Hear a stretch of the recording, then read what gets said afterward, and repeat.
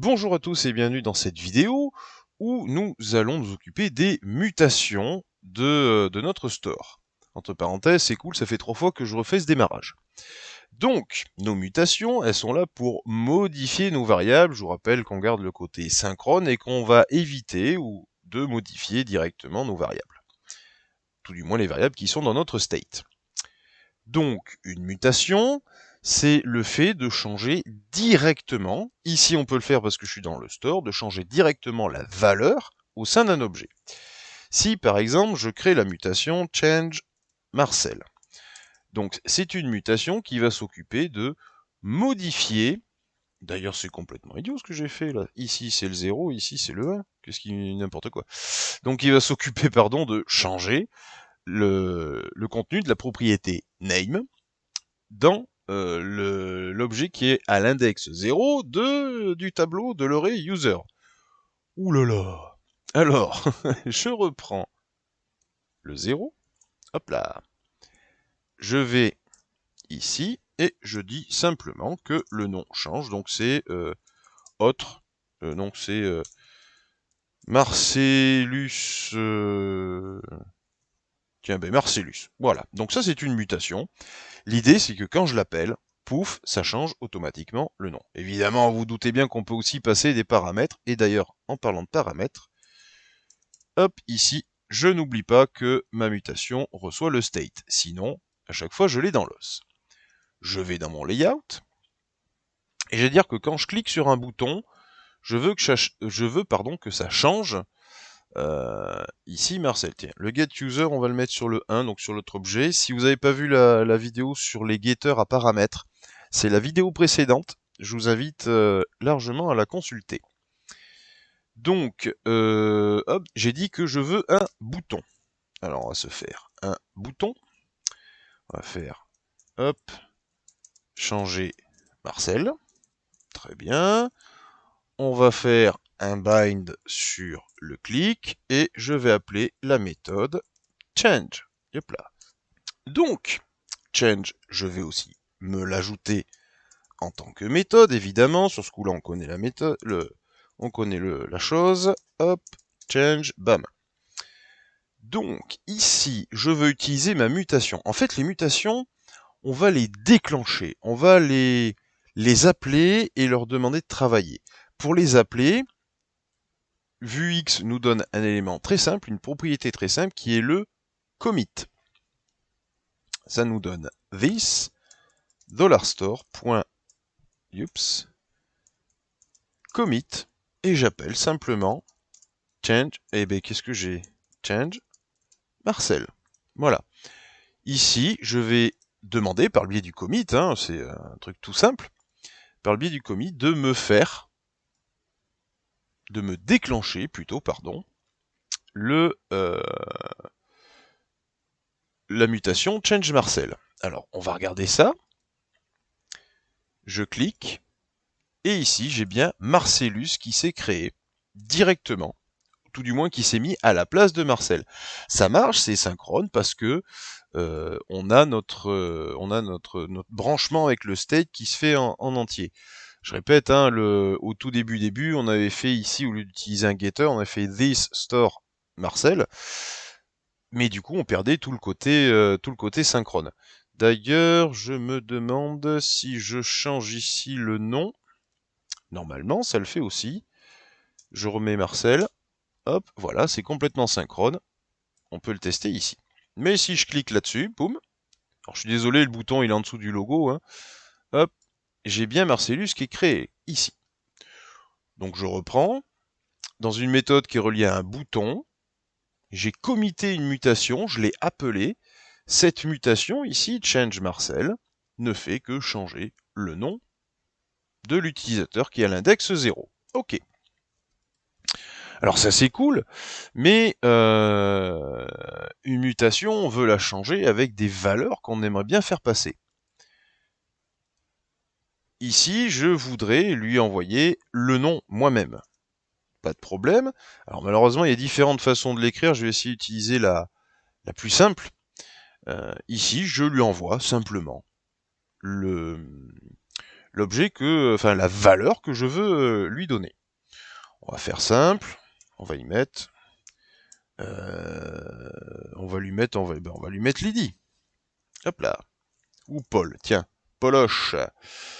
Ok. Donc là, je vais committer mon changement avec Paul. Je retourne ici.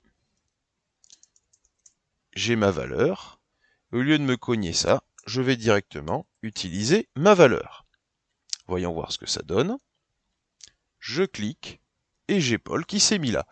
Donc les mutations, vous pouvez les appeler sans forcément envoyer de données, et vous pouvez également leur envoyer des données dans les documentations, et comme beaucoup de choses, on appelle ça un payload, une structure sur laquelle va se charger nos données.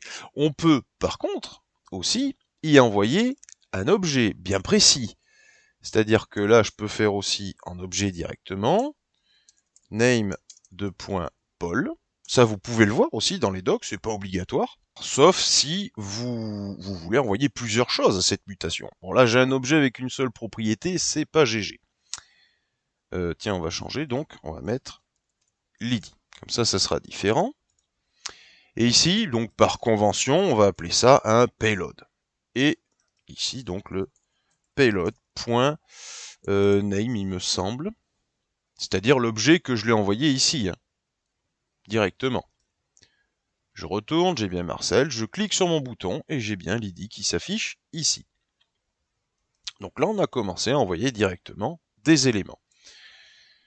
Et puis, dernier point qu'on pourrait voir, c'est que, ok, on a notre objet, on fait un distore, mais vous pourriez dire, attends, on a un map-getters, c'est pas super propre l'idée là. Faudrait qu'on ait quelque chose d'un peu plus goûtu, comme dit l'autre. Eh bien, on a l'objet qui est le map mutations. Le map mutations, il a exactement la même syntaxe. Hop, change Marcel. Ok. Évidemment, on n'oublie pas de l'inclure hein, ici si ça s'est pas fait, parce que sinon, on ne l'aura pas. Donc, map mutations. Impeccable. Et puis du coup, je n'ai plus besoin de des store commit blablabla. Je n'ai plus qu'à faire un this.change Marcel et je lui envoie. Je vais lui envoyer mon objet du coup. Comme ça, je garde la même chose. Je lui envoie ce que je veux. Hop là. Et on va voir qu'au final, hop, c'est exactement pas du tout la même chose qu'est-ce qu'il m'a fait. Hop là. Voyons voir. Hop. This Marcel, pourtant ça s'était bien mis. Alors je reviens à l'ancienne mode, voyons voir. Hop. Value. Je vais ici. Value, qu'est-ce que j'ai dégoisé? Marcel, change. Ah. Non, il aime pas. Pourquoi il aime pas? Qu'est-ce que j'ai pétillé? Alors. Attendez, j'y retourne. Je vous reprends. Ouh là là, oui, mais c'est moi qui pète un plomb, complètement. Je suis désolé, pardon. Les map mutation, ça se met dans méthode et non pas dans computed. Je suis complètement naze. Donc, les mutations se mettent dans les méthodes. On a notre autre méthode. Je peux, depuis que j'ai fait les map mutation, au lieu de faire un $thestore.commit qui fonctionne très bien, hein, c'est ça on peut le faire, je n'ai plus qu'à appeler this.change Marcel. Alors évidemment, c'est toujours le même délire, j'ai mon payload.name, ça c'est pas un souci, et si je vais ici, mince, j'avais fait le test, je recommence, hop, voilà, je clique sur le bouton, ça me déclenche donc ma mutation, et du coup, je n'ai plus qu'à directement modifier ou envoyer les données que je veux. Donc voilà, l'histoire 1, c'est simplement, ici, nos mutations, elles reçoivent le state et ou des variables. Attention, c'est pas obligatoire.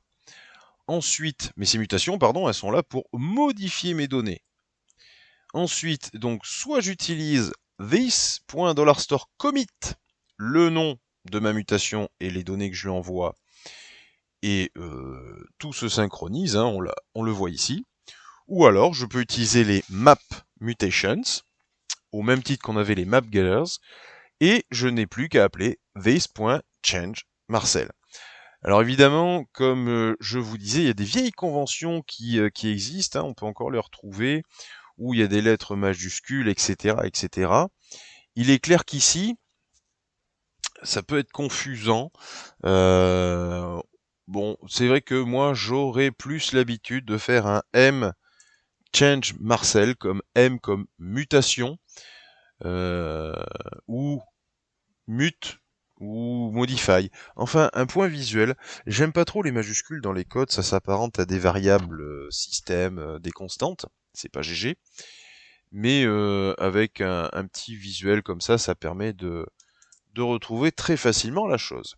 Donc voilà, on a fait notre state. Hop, je reviens ici. On a fait notre state avec différents objets. On a nos getters. On a une mutation qui nous permet de modifier nos variables qui sont dans le state. Et du coup, ben, la prochaine fois, ça sera l'occasion de regarder les actions. Je vous rappelle qu'une petite différence, c'est que mutation est complètement synchronisée, action est désynchronisée. Complètement. Et c'est ce qu'on appelle des actions asynchrones, contrairement aux mutations qui sont dites synchrones. Donc prochaine vidéo, on s'occupe de nos actions.